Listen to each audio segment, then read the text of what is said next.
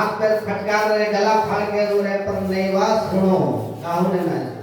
भगवान को बड़ा बुरा लगा, हमारे लिए गीत गब रहे हैं, हमें गला फाड़ फाड़ के रो रहे हैं, कोई देख ही नहीं रहा। तो अचानक भगवान ने रोते रोते गाड़ी की ओर देखा तो गाड़ी पे शक्कासुर तैयारी से बैठे थे। भगवान मन में मुस्कुराए, मामा जी आप ठीक मौके पर आए। और रोते रोते भगवान ने एक लात मारी, सो धम से टूट गई गाड़ी और शक्कासुर मामा भी गोविंदाय नमो नमः बोल नंद के लाला की जो धमाधम की आवाज हुई, मैया सब गाना बजाना छोड़ के भागी।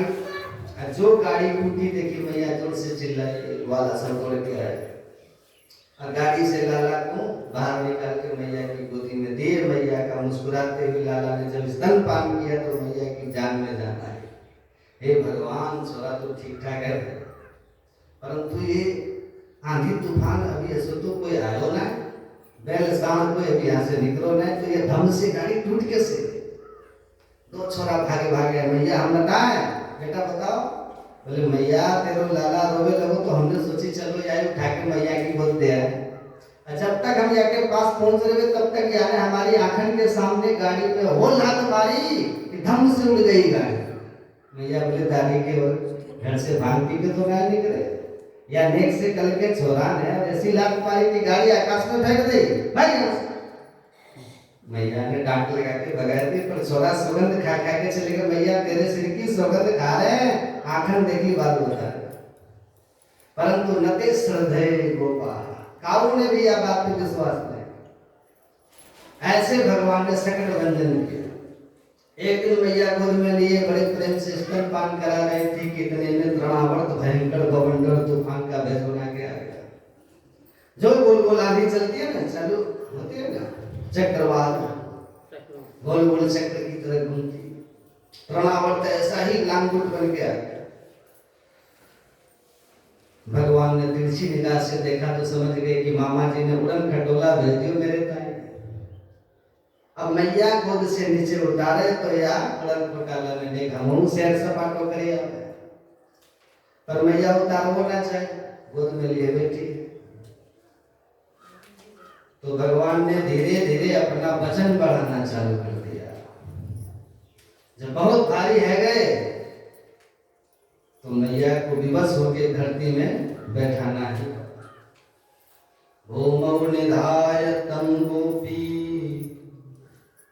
विस्मिता भारतीरिता। विस्मित आंखों से मैया देख रही है, भगवान मेरे छोरा में आज इतनो वजन कैसे बढ़ गए, इतनो भारी भारी कैसे रह गए हो? अरे समझ गई 2 घंटा से बैठी बैठी आपको दूध जो पवाए गए, मालूम पड़े छोरा ज्यादा दूध पियो गए सो भारी है। आप बताओ दूध पीने से छोरा भारी है? और मैया जम गई बात। तो लाला को खेलने के लिए आंगन में छोड़ के मैया भीतर कछु काम से चली गई। जैसे मैया की भीतर गई कि तृणावर्त को मिल गया अवसर, वेग से आया, लाला को उठाया, कंधे पे बैठाया, उड़ा के ले गया आकाश। भगवान भी उड़े चले गए, पूरा ब्रजमंडल घूम लिए। उड़न खटोला पर जैसे होता है ना, जैसे ब्रज के बाहर जाने को हुआ सो गर्दन दबा के इतना वजन भगवान ने बढ़ा दिया कि तृणावर्त घबरा गया, पीछे मुड़ मुड़ के देख रहा है कि कहीं जोश में है, कोई काला पत्थर तो नहीं उठा लाए, बच्चा इतना भारी तो नहीं हो सकता। मुड़ मुड़ के देख, भगवान को हंसी आ गई, अरे मूर्ख, मेरे भक्त पत्थर में भी मुझको देख लेता है, तो मुझ में पत्थर को देख रहा है, चल तेरी खोपड़ी पत्थर से ही पट। तमंतरिक्षा वतितम शिलायाम, अंतरिक्षात पतितम, ऊपर आकाश से सीधा आकर के शिला पर उसका सिर पटक दिया। गिरते ही गोविंदाय नमो नमः, तृणावर्त मारा गया, तूफान शांत हुआ। मैया ने आकर के लाला को उठा के छाती से लगा के अपने, हे भगवान आज मैं पक्को विश्वास है वो कहो ना मारे, पापी अपने पाप से स्वयं मर जाए। अरे करे न तू करे कारे कारे मोड़े के न जाने कहाँ से आवे और अपने आप कैसे बढ़ जाए भाई खबर ना चले। पर जब मैंने कहा तो कछु ना बिगाड़ो तो मेरे को कैसे बिगाड़ ले वो। हिंस स्वपापी न हिंसित खलः साधु समत्वेन भयात् विमुच्यते। ऐसे कहते मैया ने ब्राह्मणन को बुला करके क्लेश शांति करवाई। देखिए ये सब लीलाएं भगवान की जो है वो ऐतिहासिक सत्य होने के साथ साथ आज वर्तमान का भी सत्य है। आज भी ये लीलाएं हो रही हैं। आध्यात्मिक दृष्टि से यदि हम इन लीलाओं का चिंतन करें, विचार करें, ये जो मानव शरीर है हमारा ना, ये भी ब्रजमंडल है। इसका नाम ब्रजमंडल कैसे है? बोले ब्रजति भगवत समीपे ब्रज, जिसके द्वारा भगवान को प्राप्त कर लिया जाए, भगवान का सामीप्य प्राप्त हो जाए, उसका नाम है ब्रज। तो ब्रज में ब्रज की महिमा क्यों हुई? क्योंकि वहां नंदलाला प्रकट हुए, वहां उन्होंने ब्रज में लीलाएं करी, इसलिए ब्रज की महिमा है। जयतिदेदिकम जन्माना ब्रज, भगवान का जन्म हुआ इसलिए ब्रज का गौरव बढ़ गया। ऐसे ही ये मनुष्य शरीर की महिमा तो खूब है, और मानव जीवन की महिमा सार्थक कब है? जब इसमें नंद नंदन प्रकट हो जाए। यदि नंद लाल प्रकट नहीं हुए तो ये मानव जीवन व्यर्थ सिद्ध हो जाएगा। पंच तत्व का ये शरीर है, चित्त जल पावक गगन समीरा, पंच रचित अति अधम शरीर, किसी काम का नहीं, अति अधम है ये शरीर। परंतु यदि शरीर के द्वारा नंद नंदन का दर्शन हो गया, ब्रह्म साक्षात्कार हो गया, तब इसकी महिमा बहुत, जैसे ब्रज की महिमा बढ़ गई, ऐसे ही इस मानव जीवन की महिमा सार्थक हो जाएगी। भगवान ने प्रकट होते सबसे पहले मौसी पूतना का उद्धार किया। पूतना कौन है? ये अविद्या है। अविद्या का बाह्य रूप बड़ा आकर्षक होता है, वास्तव में होती बड़ा भयानक राक्षसी है अविद्या। पूतना, पूतना का अर्थ क्या है? पूतान नयति, जो बच्चों को उठा के ले जाए, बच्चों पर हमला करती है, बड़ों पर नहीं। पूत कहते हैं छोटे बच्चों को। पूतान पवित्रान बालकान नयति खंडयति सा पूतना, छोटे छोटे बच्चों का हरण करके जो मार डाले उसका नाम पूतना है। तो छोटे बच्चे कौन है? जो ज्ञान विहीन है, तत्व से अपरिचित है, वे नासमझ जीव है। तो जो अबुद्ध प्राणी है उन्हीं पर अविद्या रूपी पूतना प्रहार करते हैं। जो बुद्ध पुरुष हैं, जो ज्ञानी पुरुष हैं, उनका ये अविद्या कुछ नहीं बिगाड़ सकती।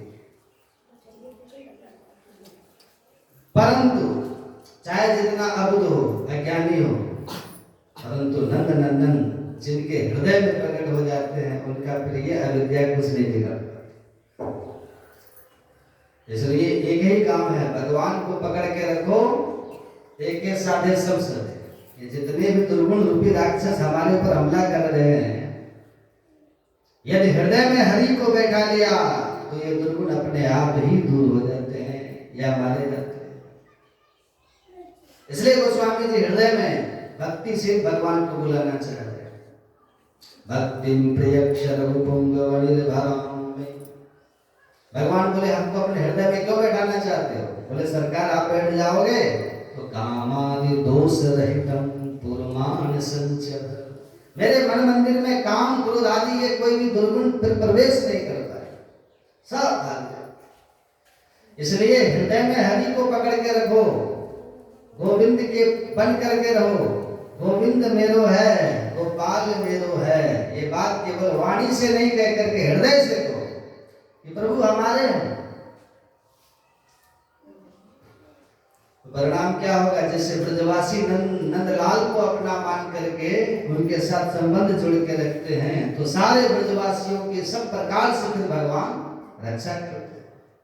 अभयम सर्वभूतेभ्यो ददामि तत्प्रतम मम, सबसे भगवान अभय करते हैं, बस जीव भगवान का बन करके। बोलो राधे राधे, श्री सद्गुरु। इस प्रकार से भगवान ने पूतना का उद्धार किया। फिर सकट भंजन किया। सकट मतलब गाड़ी, गाड़ी में दो बैल लगते हैं और इस गाड़ी के एक भी बैल नहीं, इसलिए घरे गृहस्थी के माट मटका ऊपर थे और लाला नीचे लटके। भगवान को हमेशा ऊपर रखो और संसार को नीचे रखो, परंतु यहाँ पर भगवान नीचे लटक रहे हैं और संसार ऊपर चढ़ा हुआ। क्यों? क्योंकि एक भी बैल नहीं है। हमारे जीवन की गाड़ी में भी एक भौतिकवाद, एक अध्यात्मवाद। संसार में दो प्रकार के लोग होते हैं ना, कोई भौतिकवादी होते हैं, कोई अध्यात्मवादी होते हैं। तो अध्यात्म को ऊपर रखना चाहिए, भौतिकता को नीचे रखना चाहिए। किंतु बैलहीन गाड़ी जो होती है, बैल कौन है? बैल धर्म का स्वरूप होता है। और गाड़ी में दो बैल लगते हैं, इसका क्या मतलब हुआ? एक लौकिक धर्म, एक पारलौकिक धर्म। संसार का व्यवहार भी निभाना है, और जिस उद्देश्य से मानव शरीर मिला है उस उद्देश्य को भी प्राप्त करना है। तो दो बैलों की गाड़ी हो गई कि दो प्रकार के, लौकिक पारलौकिक। परंतु जो प्राणी सर्वथा धर्म से दूर हो गया, धर्म निरपेक्ष, बाप दादाओं ने इतनी संपत्ति कमा के दे दी है कि हमें किसी धर्म की जरूरत नहीं है, हमें समाज का डर नहीं है, किसी को कोई जो कहना चाहे सो कहे।